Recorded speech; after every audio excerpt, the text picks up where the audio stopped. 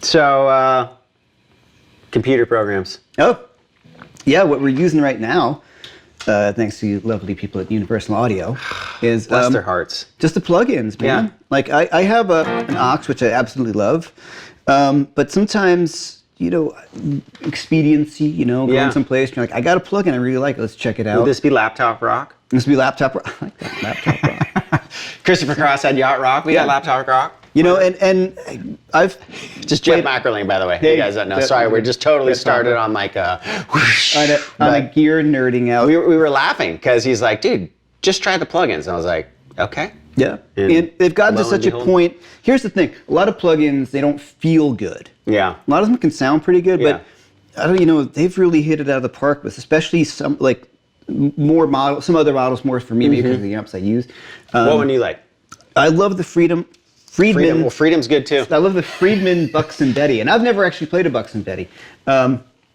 It just sounds like a good amp. Yeah. And the funny thing about this thing, and I've learned with these plugins, like, oh, it says it's supposed to be like a Dumble. I'm like, I don't know. What is it? What does it sound good? Yeah. Fine, then I'll use that. Exactly. Does it feel good? And then also, like with amps in this, like I adjust the tone controls with my ears, not my eyes, because I think on the thing I have right now, the bass is on 0. Yeah. Because there's all these mic sim, cabinet sims, so you just find one, you're like, oh, okay, I'm just going to roll it needs less bass. I'm just going to bring the bass down to 0, and it works with, you know what I mean? Like always listen with your ears. Yeah. And so you can travel with it. I've done sessions for people. They send me stuff to play guitar. Oh, come on, just straight out of the box. Send me stuff to play guitar, and like, oh, what were you using? And you're like, does it matter? Yeah, vintage Marshall, mic'd up with a Neve Pre and some expensive microphone you'll never find. Well, the big thing for me, living in New York City, you can't. No. I mean, the aux is great. You can, but you'll get kicked out of your apartment. Yeah, but sometimes, even with the aux, sometimes just using the plugin is even faster. Yeah. Like if there's efficient. If I want to come up with a few different sounds in somebody's recording, I can say, like, I can use this, and I want like a tweed sound. Yeah. As opposed to like digging out my tweed kind of amp and then plugging it in and using the aux, which two different things. They are, but they're both great. But this is so he plugged me into the BE100 Friedman, and it just happy place all over. Yeah, the Marshalls are really great too. They are good. They're all good. Anyways, there's our Universal Audio plug for the day. Check his links down below. We got a course coming out, so make sure you check and sign up for my email when you know that's going to come out. But like we were discussing in the previous lesson, which I'll also link in the end of the video, you do some freaking killer rock stuff. Thanks, man. Yeah, I mean, well, give me your top 3 '80s hard rock guys. Michael Schenker. Okay. Yngwie Malmsteen. Oof. Jakey Lee. Oh, God, he's good. Have you heard the Friedman Jakey Lee head? I have not heard it yet. No. God, it's so good. Yeah. Oh, they sold out all of them, so don't even look for it. They're like, oh, we're only going to make 100. That's not going to happen. They sold out in 2 days. Wow. I went into NAMM and I plugged this. Sorry, we're geeking out, but man, it's like so one side is a plexi voiced, and the other side's like an 800. No, great. And it was just like, well, what more can you ask for? Yeah, and he obviously makes great amps. You know. It's funny where my, I'm using the 2 rocks and it can get me there with like pedals. The problem that I have is sometimes it can be so schizophrenic in what I've liked and what I've listened to. And so I'm always trying to find the thing that'll cover all the bases. Sure. And so sometimes I find that like the 2 rock, which gets that great blues and great rock sound, I can get that Dumble-esque sort of sound. Sure. And then with the pedal, I can get into this territory. Right. As opposed to, I find I've got an old great super lead that sometimes it's hard to get into the other territory with. Yeah, it's so aggressive. Yeah. Which is awesome for everything. You know what I mean? Kind of what they're supposed to be. Yeah, but sometimes I've used it on some gigs with Robben. I was like, it's kind of like Angus Young plays. Yeah. It was a little too in your face forward. Yeah. So I mean, but I kind of learned to work with that too, in the sense of pedals are great. People sometimes are like, I don't want to use pedals, but they give you a lot of flexibility if you find the right one. Right. That works well with your amp. Well, I'll tell you straight up, seeing a lot of session guys in Nashville, everybody's using pedals. Here it's like the Mostortion and the ODR1 and stuff, which is kind of what the Shanks pedal is anyways. Right. But dude. Yeah. Ripping. Okay, thanks. Scary. How do you do it? Like, what are you a child of the 80s? What's in there? What's under the hood? I mean, I know the blues, but like...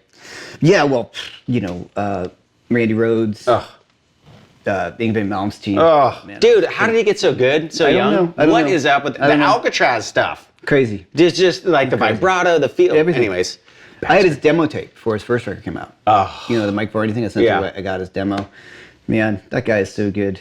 And what I love about him is he's still, you know, people sometimes bust on him or whatever. Yeah, go ahead and try to play like that. Because they're idiots. And like, you know what I mean? The guy is... look. Terrifying. Okay, for me, like, and I think, like, people are going to sometimes... If we're talking rock guitar players, not talking jazz, we're not talking Pat Metheny, or, you know, it's Clapton, Hendrix, Van Halen, Yngwie. Yeah. Look, my favorite guy in the whole world is probably Jeff Beck. But what I'm saying is guys who made this huge impact. Right? It was Clapton, you know, with Cream that kicked everybody's butt, and then Hendrix came along out of Mars. And then there's amazing guitar players in between her. Like my favorites, like Jeff Beck is in there. Sure. And then the next guy who turned everything upside down was Eddie. Yeah. Who's also one of my all-time favorites. Yep. And then who's the next guy after Eddie in rock? Yngwie. Yeah, Yngwie. Right? Well, because it's that classical... But I mean, sure, there's like the technique. I mean, but you heard Uli. But he just takes it to like right. There's a whole thing with the vibrato and the tone, and everything was just together, and it was new. You know, and then like I said, there's the guys who write. I can go back and listen to some Yngwie stuff. I'm not. Yeah. I don't, you know, go back and listen to those records as much as I used to. If you don't know who Yngwie is, listen to the first album, Rising Force. It's ridiculous. Ridiculous. The first three are actually really, they're all have gems on them, but like, if you get through the first two, you get the idea. Yeah, this the first one especially. It's just crazy. And then, you know, I was a big Randy Rhoads fan, but I was actually have to say I'm a bigger Jakey Lee fan. Jake had some killer stuff. Yeah. What's your favorite album with him? Oh, Badlands. Oh. Yeah. I never checked out much of that stuff. Oh, man. So what's the difference? Saw him play live, and it was so great. Is it more bluesy? Oh, yeah, it's blues rock. Really? But he kills on it. But he, well, I think the thing about that band was the great singing and the great tunes, and they were just awesome live. Yeah. Right?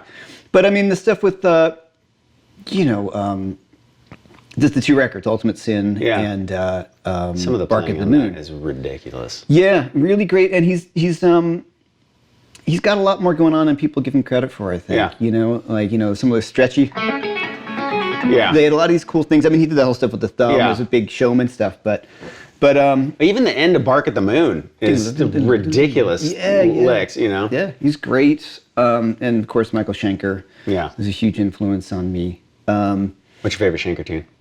Oh, that's impossible for me to say. So you're a true fan. Yeah, it's impossible. There is no one. No, and it's the first, 3 records of the solo career, and then of course, "Strangers in the Night" by UFO. Oh, so good. Which is just, and he's so young in that, and so like Eddie, like so young and so perfectly formed. He just plays, and you're like, and then of course there's Eddie. Yeah. I wasn't a big. Here it's kind of funny when you're younger. Like I wasn't a huge Eddie fan because it was like either you liked Randy or you liked your Eddie. It was the stupidest thing in the world because. They're completely different. Well, one in my mind. Yeah. In retrospect is. Yeah. Is the king. Which he is Eddie. the king. Eddie's the king. The feel king. And the rhythm guitar playing and the innovation and the whole thing. And then I don't know, like God, all the guys. Blackmore. Who else of that era was? There's so many. That's Warren DeMartini at the time. Dude. Warren. If I can mix 3 guitar players. This is such nerd. This is total nerd. Sorry, we're going off on a tangent, and this is not going to be a lesson. I'm just going to say, sit down with Jeff. Yeah. If I could mix 3 guys, it would be him, Eddie, and Neil Schon. Oh, yeah. Those, for me, that would be my trio of terror. Because they all have such good feel, and they know when to turn on burning, and then they know how to dial it back and keep it all from, and then they're all good writers. They write different sounding songs, where Eddie, I think is the best out of any of those as far as having a catalog where all the songs sound so different. Yeah. But the feel of those guys, the way they play blues and rock together, I don't think, in my mind, those are my favorites. Yeah, I mean, those guys, and look, I loved Iron Maiden. Oh. And I think those guitarists, those guys are underrated in my Scorpions, mind. dude. Well, Uli, yeah. of course, who just... But Matthias, too. Jobs, man, all he's a great guitar player. Still Loving You and all those just super Blackout and, and all that stuff, See, I'm sorry. Okay, so you did some killer burning, obviously influenced by all those things. Where do you even start? People want to know, Blues obviously licks. everybody always wants to know how to get faster, but how do you get fast with taste? I'm still working on it. And not sound like you're just ripping scales. Well, here's one of the key elements to me is I have enough chops to make you think I have a lot of chops. Okay. Does that make sense? Yeah. I've got chops. It's all relative. Yeah. But when you hear someone like Yngwie, I don't have any chops. Right. Because that's a guy. Relative. It's all right. So, you got to keep them. You want to keep it in reserve. Okay. You set something up so it's intention and release. So if I have a few things that fingering ideas and being a huge Halsworth fan and all this stuff. Sure. And then when you can rip that stuff out, it can be that much more impressive if that's what you're going for. I'm not trying to say impressive and I'm right. No, but it's adding a contrast. Yeah. Yeah. So the first thing though, I'm thinking we were basically in E and G Dorian. Okay. So you were playing C, B flat, F, G minor. So that's going to be G Dorian. So the first thing I'm thinking is just blues scales, right? Those kind of licks. Okay. And then that super cool note in there is going to be your Dorian note, which would be E. Okay. So if I'm thinking of a blues lick, Oh. So I'm going to add in What do you got going on? Wait a second. You do some slip picking. Oh, picking wise. Okay, well hold on. So that's the lick. I have that angle, so I'm like, Okay. hold on, All right, cheating. so that's the lick. I could do it even with just So it's what is that? It's 3, 5, and then. Yeah. So I'm doing it's 3, 5, 6. Yeah. Okay. Okay. Let me just move it up to a different key because it's a little easier to get the hammer on. I'll show you in a little. Okay. Here's one thing too. If it's live and it sounds good, who cares? Yeah. Right. So- Exactly. Now what's going on here when it's... I'll do it down there. One of the tricks, and this was a big deal for me, man, because Schenker was always doing those fast licks, like this sort of Yeah. and I'm like, how's he doing that? How's he picking all that? And I'm not picking all of it. Yeah. I'm doing this. I'm doing I could pick, but I'm So you hammer on the. so I'm just hammering on the G string on the chain. Right? So we get a higher up, say blues. Like that. Yeah. So it's not a pick note; it's a hammered note. Yeah. He does that too. Yeah, and Halsworth does that. Yeah. Pat Metheny does that too. Yeah. On some of these licks that I learned from him, I was like, "How is he doing that?" And I'm like, "Oh, he's not picking that." Okay. So one thing that just in terms of working on your hammer-ons. Okay, growing up, I think maybe we're the same kind of thing. I thought a lot of these guys, I thought Yngwie or Dimiola picked every note. Yeah. And you realize that no, they're not picking every note. Yeah, they're not. And so when you start working out some of those licks, just this kind of But you're doing multiple upstroke. Yeah, because that works for me. I do a lot of economy picking. Okay. But that could be... But explain what economy picking is. Okay. That's when you take one pick direction across two strings. So a simple thing would be an arpeggio, which is going Speaking of anything. Yeah, it's supposed to be going down, alternate picking. So... Right? So if I'm going to go... This lick just... So those are all upstrokes. Yeah. Yeah, then I just go... For some reason, I could probably do it down there again, but I just use all ups. As opposed to going I can't even do the other one. That kind of thing wouldn't work. It's just this kind of something I kind of developed. But the idea of... Well, you never have to reverse the momentum. Right. It just You feels can stay kind of like with- that. Yeah. And, you know, there's licks that you start to have that become like your thing. Mm-hmm. You know, like something you just kind of came up with. Yeah. And like, oh, that becomes your stylistic thing. Sure.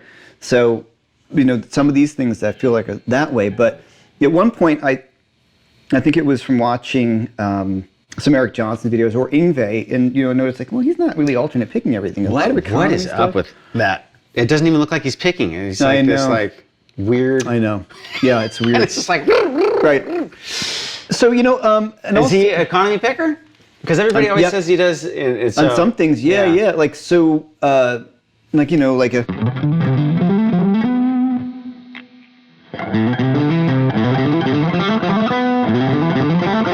Like these kind of things where it's just all these downs. So it's down, up, down, down. Yeah. And hammer-ons Yeah. and pull-offs. And, you know, to really give a guy credit, man, like a Troy Grady, like those cracking. Oh, his videos are great. But there's a guy, like, you know, I've seen some of this stuff, and I'm like, oh, that's how he does it. Yeah. And then suddenly you're like, so a lot of this picking stuff is like zeros and ones. I'm not going to move into what he's talking, like, Sure. check his stuff out. He's just, Yeah. you want to get in this, how, you know, the math, the mechanics, Yep. he calls it. It really does a spectacular job. And, you know, you know, that really is a cool way to look at it. Because you realize I found that a lot of my technical issues, apart from I need to practice more, that is Sure. one part of the thing. But sometimes if you're just not picking the thing right, Yep. you'll never be able to play it right. Yeah, or sometimes, you know, what I've noticed too is when somebody will break down, they'll start on an upstroke instead of a down, or, you know, in order to set up their pattern. Oh, here, let's just talk about a few things, like a repeated lick. Okay, Okay. here's like the Skinner lick. You Yeah. know what I mean? Like, you know, like, okay, like that kind of thing. Yeah. So I'm just doing, you know,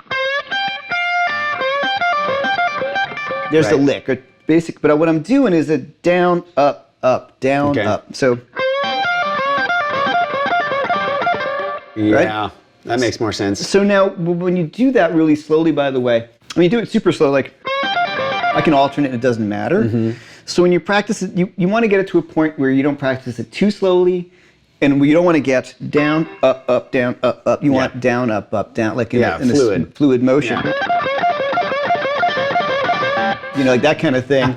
And then I was like, oh, that's how you play that, as opposed to alternate. Yeah, good luck with that. Yeah, That's yeah. your Steve Morris, right? Yeah, I can't do that. Yeah, I can't either. So also, working on your rhythmic subdivisions. Okay. Easy for me to say, right? So if I've got, you had like, what was that groove again? Oh, what? Yeah. So what? Right now, okay. So what are my subdivisions? Right. So I've got 1 and 2 and 3 and 4 and 1 and 2 and 1 E and a 2 E and a 3 E and a 4 E and a da da da da da da da da da. So like. The beginning of that cheap trick tune.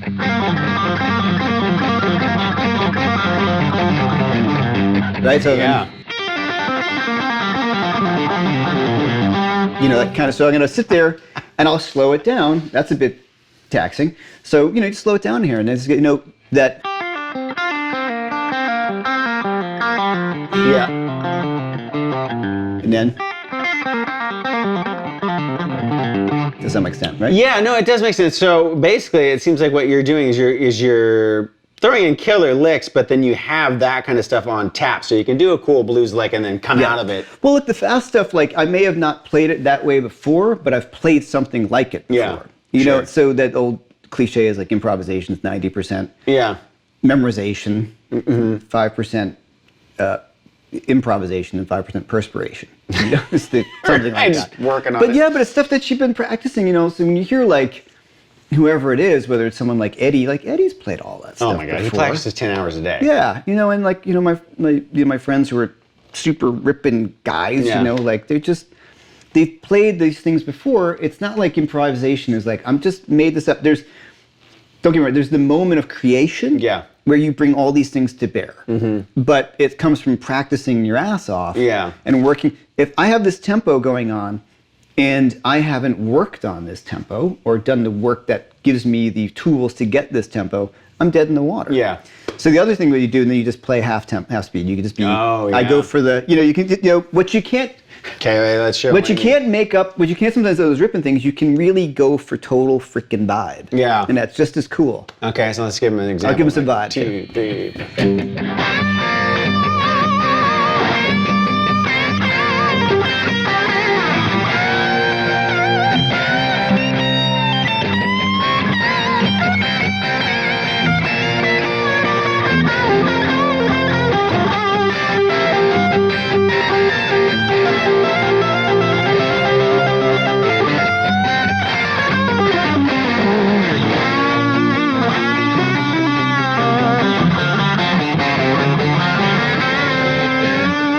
Which people would lose their mind if you did that live. I mean, and it's not like you did anything, crazy. Well, what I did was not easy though. No, that's all about the feel that you right. put So into it. that's the point. I don't mean like what I do was not easy, but I mean I worked really hard at getting that getting that vibrato to rip out. Yep. And also what I might not have been playing super fast, but I was locking in that like that Yeah. I was hopefully lined up on the time. Sure. And the real important stuff is you're going to be in or out at the spot where you want it to be in or out. Yeah. It's like if I were saying to you, like, yeah, well, things are kind of cool like that. As opposed to saying, things are cool like that, period. Exactly. So you have to work on that, and that's just working on, so what I would do is you could have like that track of, right? Can you play that for me for a second? Okay. I'm just going to show you how my practice is. Bill?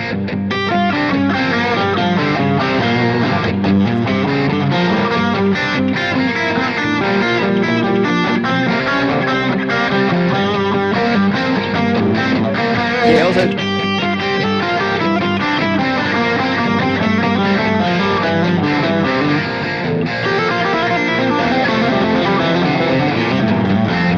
I'll keep on working that, right? So.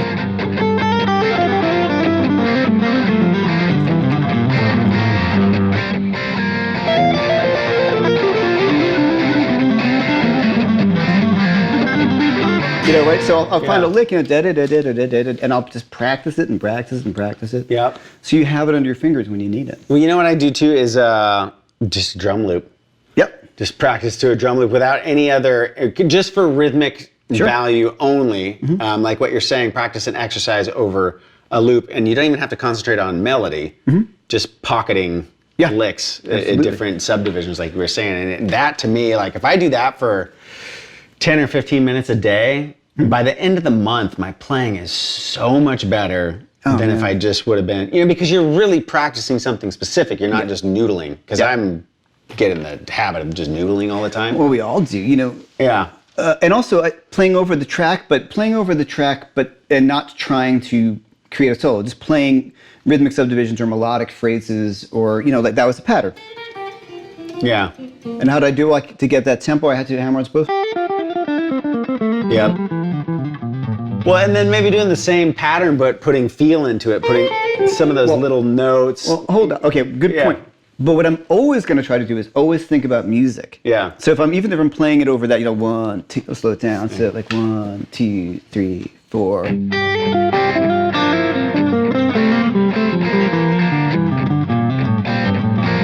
That still sounds musically to me then.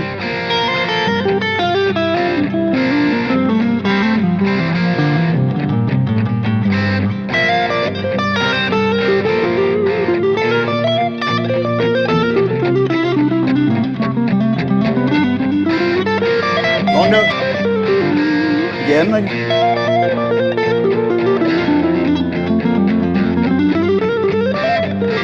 Right? So I'll always try to think about how I can play it musically, as opposed to like, or something. Sure. How is it going to feel? Is it flowing properly? Yeah. Because you should always be practicing music every time you're practicing. Right. Not that. Well, even bends and vibrato and getting in and out of licks doing bends, because like, especially when the tempo starts picking up, like if you want to do that kind of playing that you're doing, it's deceiving because it's slower, but it's even more important then to keep that feel going, to be able to get in and out of bends and stuff at the right time. That's one thing I don't think a lot of people work on a lot, and that's one of the reasons I love Neil Schon, is because he can play with time, and I think that comes from Clapton, because Clapton's like the king of that weird feel. Especially early on. With bends, but I don't think people practice that as much, because all the guys that we mention, they're really good at bending. Yeah. They have really killer bending licks, Sure. Because it really breaks it up from that burning, and then all of a sudden they hit that really like killer high note or whatever it is.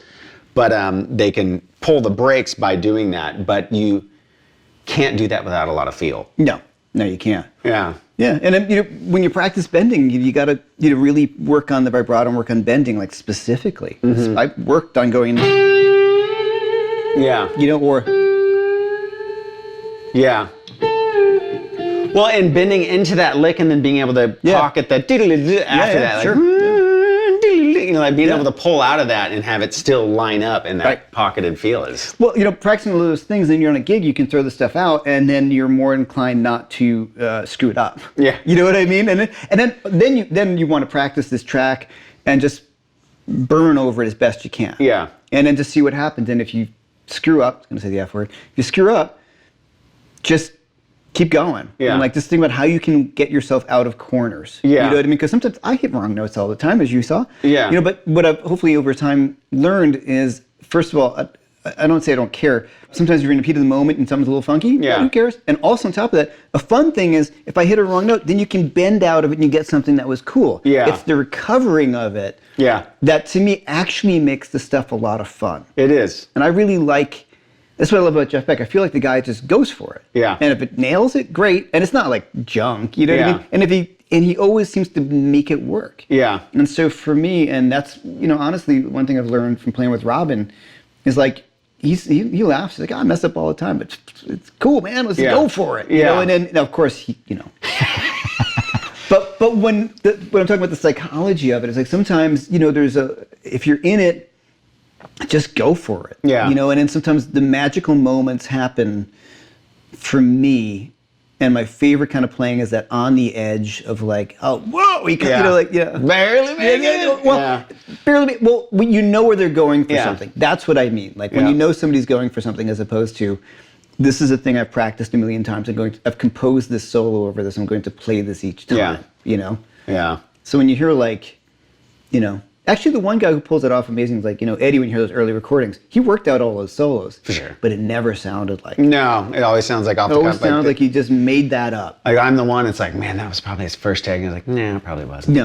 and you play the same solo every time and you're like, ah, man. Yeah. Yeah. But, although 5150 on Live Without a Net, he does some improvising that's like, really, dude? Really? You're that good? Check out this album. Before I lose it, I mention Neil Schon all the time, but go back and listen to the Departure record. Mm-hmm. And it's some of the best blues rock with feel that I think has ever been recorded, because he has chops. He can play really fast if he wants to. Great guitar player. But that album in particular, I don't want to say more restraint, but the amount of burning versus feel is like, I think the best that I've heard from him. And, even Yngwie, as they get later in the album making, I think people expect them to play and do something burning all the time. So the level of burning happens more frequently, and it doesn't sound as unique as maybe in some of while they're developing their thing, and they hit that like perfect spot of like technique and feel, and it's just like, yes, that's it exactly. Cool. Check out Departure. Yeah. It's amazing. And UFO Strangers in the Night. For me, like, in terms of like the consummate 70s pre-shredder, but still crazy chops. Yeah. But his licks are so hard. They're so hard, but his phrasing and his time, and it's just so beautiful. It's amazing. I know I go off about Schenker all the time, but I just don't think he's well known enough in the States. He doesn't get the credit he deserves over here. No, and in Europe he did, but man. Can't those guys get along? I mean, come on. No. If you didn't know, his brother is in the Scorpions, and he's the rhythm guitar player in the Scorpions. They're both the Schenkers, but yeah, I think there's a blood feud going on there. Right. Is this interesting to anybody? Yeah, no, we're just totally babbling today. We just need a beer and talk about it. Totally. This is a podcast with guitars. Yeah. All right. So, anyways, that'll do it. You gave him some tips. Okay. Well, just other things like I liked those Eric Johnson-esque pentatonic licks. So those are kind of cool things to get you started. Just like a pattern. That kind of thing. Are those patterns of 6? Is that what they are? Yeah. Just that typical. Oh my God. That kind of stuff, which everybody does nowadays. But it's nice to get that together, because what I like about those things is they really lock in a time. So there's a really specific thing to practice, which makes, to this point, as we were saying before, find something specific that you want to practice. That's the key. Yeah. Like, find if it's that Eric Johnson-esque Bonamassa sixes thing, or, practice that distinct, like with intent. Like, I'm just going to work on this, I'm going to get this, I'm going to do it as metronome, I'm going to get it in time. Yeah. Because if you're kind of doing it, or you're playing a lick, this is kind of what the lick is, I want to get this fast, but I'm not sure what it is. Yeah. you'll never get it because you don't know what it is. You got to get the muscle memory of it down too, especially when you're going to try to play it live and you're naturally going to play things faster anyways. Yeah. Okay, babysitter's got to go, so that means we got to be done. Check Jeff's links down below. Like I said, we got a course coming out, which is very focused. Yes. Today we're babbling, but it's you know, sometimes it's fun. You just got to shoot the breeze with other cats. You know what I'm saying? Yeah, I do. That's why we did it. All right. All right, so make sure you check all the stuff below. Subscribe, click the bell to be notified when the new videos come out. You guys are amazing. We'll catch you next time. Take it easy.